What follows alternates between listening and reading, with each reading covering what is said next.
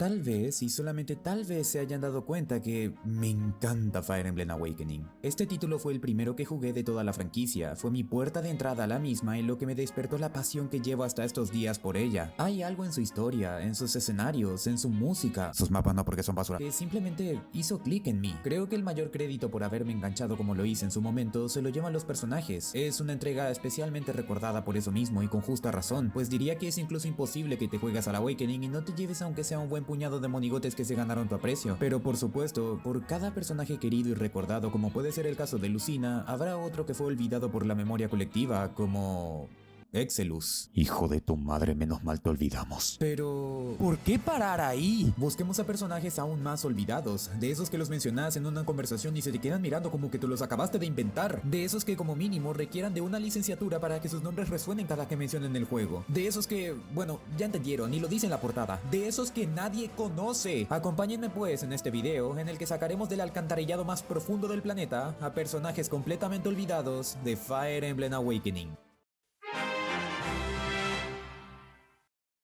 De todos los personajes presentes en este video, este de acá es el único que es jugable. Muy posiblemente por eso haya más gente que se acuerda de él, pero eso no quita el hecho de que quienes jugamos el juego por primera vez nos lo pasamos sin siquiera percatarnos de su existencia. Nos remontamos pues al desvío número 23 del juego. Sí, de esos que se desbloquean al final del mismo y que todos hacemos como que no son canon porque de verdad ¿cómo se supone que Gangrel, Walhart, Jenfe y Emery sigan con vida? Chrome va en búsqueda de un aliado poderoso para que ayude a la causa de los custodios y más temprano que tarde nos enteramos de que está hablando del descendiente del hombre más fuerte de la franquicia, de Ike, y poco después nos topamos con Priam, que posee la misma espada que portó aquel héroe legendario, la Ragnell. Indudablemente, Kron se encuentra a este diamante en bruto que representa Priam para su ejército. Las tensiones aumentan entre ambos para su reclutamiento y eventualmente lo cagamos a trompadas para que se nos una. Priam es un personaje curioso que no muchos jugadores de Awakening llegaron a reclutar debido a que tan solo es posible una vez acabado el juego por completo y cuando ya tienes unidades lo suficientemente competentes como para reemplazarlo. Su aportación a la historia tampoco es muy significativa que digamos, pues lo más memorable que tiene es el support con Robin, en el que dice ser un lobo solitario empoderado alfa que no necesita de nada ni de nadie para su satisfacción espiritual, que se levanta a las 3 de la mañana para sus sesiones de Mewing de 5 horas. Y a la mera chamba se te muere si es que no lo agrupas con una unidad mucho mejor que él. Nadie lo menciona ni antes ni después de su reclutamiento y prácticamente su existencia entremezcla Lore de Tellius, juego de origen de Ike, con Awakening. No culparía a nadie si es que piensa que este personaje no es canónico, pues la verdad es que complica bastante las cosas al momento de ver en retrospectiva los juegos de la Wii. Hay hasta quienes catalogan a este personaje como la triple F de Awakening, es decir, fraude, fanservice y Ragnell. Es una tradición en los juegos de esta franquicia que nos den al trío de Caballeros Pegaso, es decir, 3 unidades con un trasfondo conjunto que comparten esa misma clase. El ejemplo más evidente son las hermanas de Akaneya, Pala, Catria y Est. En Awakening, sin embargo, nos dieron a Sumia temprano en el juego para posteriormente darnos a su mejor amiga.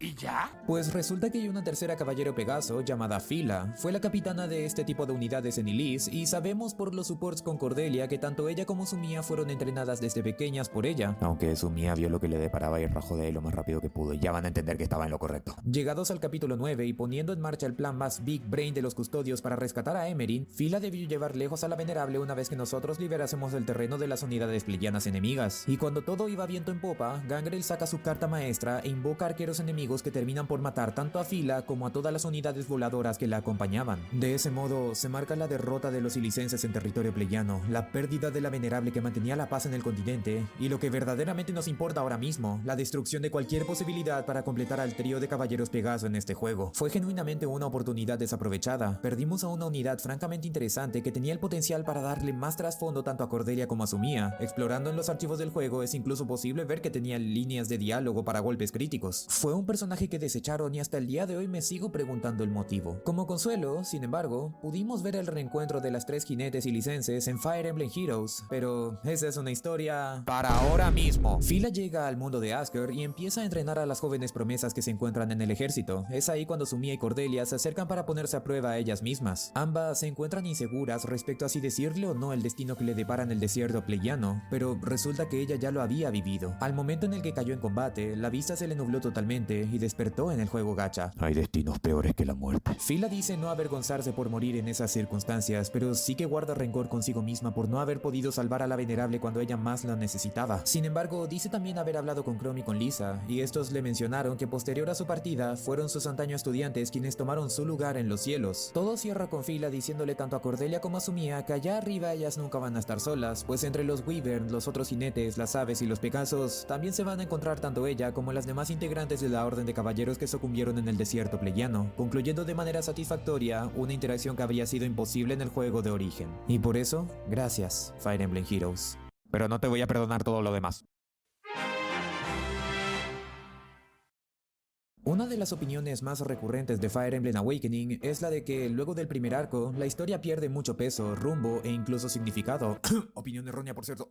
Verán, el juego podría dividirse en 3 arcos argumentales. El arco de Pleia es el que inicia nuestra aventura, mientras que el arco de los Grimm Leales es la que la termina. Entre medio, sin embargo, está el arco de Valm. Tras el asesinato de la Venerable y de Chrome liderando a Elise hacia la victoria para posteriormente coronarse como el nuevo gobernante de la nación, pasan 2 años y una nueva amenaza se acerca, la del ejército valmés queriendo conquistar al mundo entero. Pero ¿por qué un continente como Valm se inclinaría hacia el Steven Armstrong de esta saga? ¿Qué tipo de ideología fue capaz de unificar a tantísimas personas? Pues el personaje que vamos a ver a continuación es uno muy olvidado, a pesar de que hace un excelente trabajo respondiendo a esas dudas y a pesar de que es ¡relíndame! Estamos hablando de Feros, una general del ejército valmés que aparece en el capítulo 17. El ejército ilicense se encontraba devastado por la abrumadora fuerza del ejército del emperador. Eso en la historia porque en el gameplay Robin se encontraba soleándose de todos los mapas. Así que la única estrategia para tratar de recomponer fuerzas era tomando una fortaleza del ejército rival en lo que era ya la 4ª estrategia suicida en el arco. Feros es quien resguarda dicho lugar y llama la atención del jugador nada más empezar el mapa por su fuerte convicción y devoción al emperador. También destaca por su repudio absoluto a Exelus, el cara de guayabana podrida por excelencia, debido a que considera que este es una persona sin honor. Cuando Chrome habla con ella, esta confiesa haber sido fiel creyente de la ideología de paz que llevaba consigo Emerin, e incluso fue a Elise para escucharla y venerarla. Cabe preguntarse entonces, ¿cómo una persona como Feros pudo subyugar su pensamiento ante la brutalidad de Walhart? Pues es la misma Feros quien responde a esas preguntas. De acuerdo con la general valmesa, ella se deshizo tanto de su fe como de todo lo demás, pues ya no necesitaba venerar a ningún espíritu invisible, ahora mismo se encontraba sirviendo al emperador. La religión y los ideales de Emerin existieron con el propósito de unificar a todas las personas del mundo, y fracasaron miserablemente. Ahora es el emperador quien se alza por encima de ambas para alcanzar ese mismo fin. Chrome le reprocha haber seguido a Walhart, un tirano a sus ojos, pues su conquista es la antítesis de la paz que veneraba tanto su hermana. Pero como dice Feros, debemos de ver el panorama completo. Durante todo el segundo arco argumental, estuvimos luchando contra una nación unificada, poderosa como ninguna otra, y prácticamente imbatible, cuyo compromiso no se encontraba resonando en sus mentes. Todos los soldados encontraban su propósito en lo más profundo de sus corazones. Hay quien dice que Feros debió de haber sido reclutable una vez finalizado este mapa, pero entonces su punto no habría sido tan fuerte. Walhart unificó a todo un continente por sí mismo, bajo su propia ideología y mano de acero, y casi destruye al continente vecino por sus propios méritos. No es una obra ni de dioses ni de reyes, tan solo de un hombre con mucha convicción. Amigo, algún día tengo que hacerle un video al arco de Valm.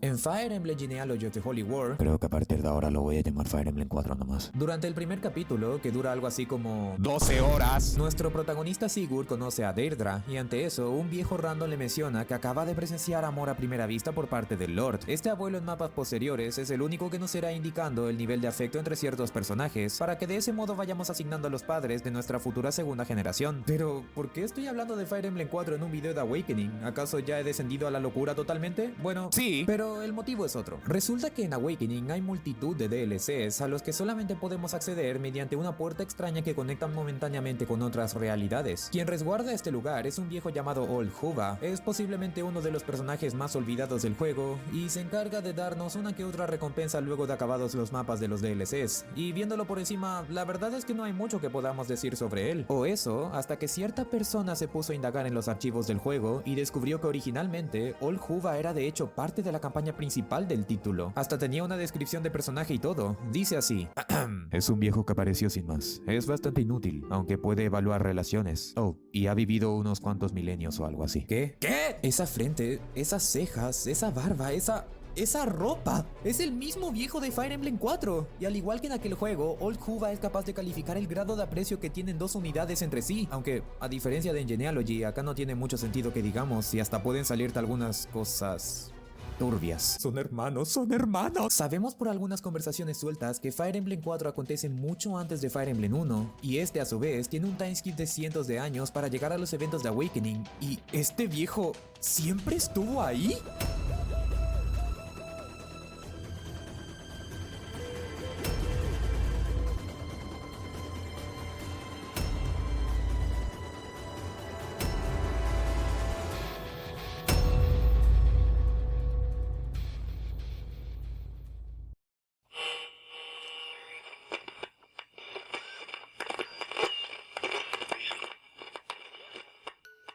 Lo que tenemos a continuación son unos personajes tan enigmáticos como desconocidos para el jugador promedio, pero cabe preguntar antes que nada, ¿qué son los héroes caídos en Fire Emblem? Se trata de versiones oscuras de nuestras propias unidades que cayeron corrompidas por algo o por alguien durante el campo de batalla, incapaces de cumplir sus objetivos o traicionando sus ideales de cuando estuvieron vivos. En el jueguito gacha, cada año se conmemoran a estas unidades con un banner donde se recuerdan a algunos de estos héroes: Takumi corrompido de Fire Emblem Fates, Berkut luego de haberle arrebatado la vida a quien amaba en Ecos, Marita siendo obligada a blandir la espada demoníaca ante su propia madre en Tracia, Dimitri de Three Houses creyendo que está en el equipo porque en serio, ¿qué hace este tipo entre todos ellos? Hay numerosos ejemplos, pero uno que casi nadie conoce y que de hecho está en los juegos principales es el conjunto de personajes llamados Deadlords. En el capítulo 22, Aver se invoca a estas unidades enemigas y nos vemos obligados a plantarles cara en uno de los mapas más complicados de la recta final, pero esta no es ni mucho menos la primera vez que se ven en la franquicia. En el cuarto juego de la saga, Julius invoca a estos tipos y lo cubre durante el enfrentamiento final. El proceso mediante el cual estos son invocados es a partir de nuestras unidades que cayeron en el campo de batalla, pues sus cuerpos son reanimados con magia oscura y se ven obligados a pelear con quienes antaño fueron sus amigos. Sin embargo, es justo decir que no son exactamente las mismas personas, pues para empezar, tienen nombres propios que se repiten en todos los juegos: Mus, Bovis, Tigris, Lepus, Draco, Anguila, Ecus, Ovis, Simia, Galus, Canis, Porcus, y no parecen tener ni un resquicio de humanidad ni de personalidad, o eso, hasta que llega el DLC Infinite Regalia de Fire Emblem Awakening. Este es básicamente un DLC de grindeo, en el que llegamos a una estructura derruida que se encuentra más allá del mundo en el que se ambientan los eventos de la historia principal, una especie de limbo. Allí nos encontramos con los Deadlords, que extrañamente ahora pueden hablar y hasta dicen el motivo por el que acabaron de ese modo. De acuerdo con uno de ellos, su apariencia y su estado actual se debe a que hace mucho tiempo perdieron en una batalla en la que el destino de su mundo se encontraba en juego, y este es su castigo eterno. Es un poco confuso porque Aversa dice que estos resurrectos no son los mismos que aquellos que ella había invocado previamente en el capítulo 22. Estos son diferentes y llevan consigo un sentimiento melancólico y triste por haber acabado de ese modo, suplicando a los custodios que se queden y que no los dejen solos. Durante el mapa, si usamos a unidades de segunda generación, muchas van a reaccionar de manera peculiar. Por ejemplo, Jerome les exige explicaciones de por qué Minerva no puede parar de llorar ante ellos. Uno de los Deadlords empieza a sollozar cuando ve a Severa, y Yarne no entiende nada de lo que está pasando porque entre ellos hay un Tagel. E incluso Lucina ve a uno de estos no muertos con la marca del Venerable, que únicamente tienen ella, Emerin y Chrome, pero lo más sorprendente llega cuando contamos a estos enemigos. Son un total de 36, es el exacto número de unidades de la primera generación. Es así como llegamos a la conclusión de que estas almas en pena son los propios custodios del futuro de Lucina, atormentados por toda la eternidad por no haber podido proteger al mundo al final del juego. Este es posiblemente el origen de una de las versiones más llamativas de Chrome, el Chrome caído del futuro de Lucina, condenado a vagar por siempre como un resurrecto sediento de sangre, hasta que la energía vital de Grima lo consuma hasta volverlo cenizas, o peor aún, como un alma incapaz de sentir nada y encerrada en el vacío del limbo temporal en el que se desarrolla este mapa, siendo totalmente olvidados tanto por aquellos que alguna vez amaron como también por ellos mismos, y aparentemente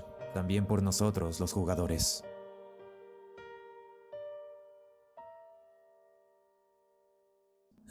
Lamento terminar otro video más con una nota no tan alegre, pero es lo que toca. De verdad, muchísimas gracias por llegar hasta esta parte. Espero que te haya gustado mucho. Con esto concluimos los videos prometidos para el mes de enero, que espero hayan sido todos de su agrado. Recuerden darle amor a este video, compartirlo con quien sepan y darle a like y todo ese tipo de cosas. Y tampoco olviden estar atentos a la pestaña de comunidad para ver qué nos depara el mes venidero en cuanto al contenido. Sin más que decir, me despido. Y por cierto, ¡no jueguen al